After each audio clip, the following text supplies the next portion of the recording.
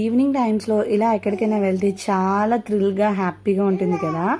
నా మైండ్ అయితే చాలా పీస్ఫుల్గా అయిపోయిందనమాట ఈరోజు. అందుకే ఆ ఎక్స్ప్రెషన్స్ అన్నీ ఇస్తున్నాను.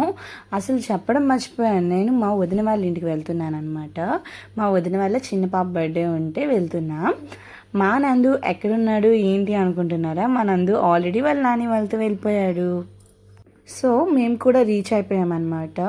నేను మా హస్బెండ్కి తెలియకుండా లవ్ సింబల్ చాక్లెట్ తీసుకున్నాను.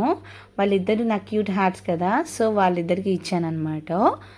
ఈవినింగ్ బర్త్డే సెలబ్రేషన్ స్టార్ట్ అయిపోయాయి. డెకోర్ మొత్తం మా అన్నయ్య చేశారు. చాలా అంటే చాలా బాగా చేశారు అనమాట. పిల్లలు సరదాగా అయిపోయింది. ఇంకా మొత్తం అంతా అయిపోయిన తర్వాత మా చిట్టి తల్లికి రాయి వీడియో తీసుకుందామంటే రావట్లేదు అస్సలు అన్ను. సో కొంచెంగా ఫొటోస్ తీసుకొని నేను ఎలా రీల్స్ చేస్తాను కనుక రీల్స్ కూడా చేసేసి హ్యాపీగా ఎండ్ చేసేసామన్నమాట. ఇంతకీ మన నందు అవుట్ఫిట్ మీకు ఎలా అనిపించింది? మా అన్నయ్య అయితే బిర్యానీ అండ్ అలానే చికెన్ కర్రీ, చికెన్ 65 చేయించారు. నీట్గా కుమ్మేసి బయలుదేరిపోయాం. ఉంటా మరి.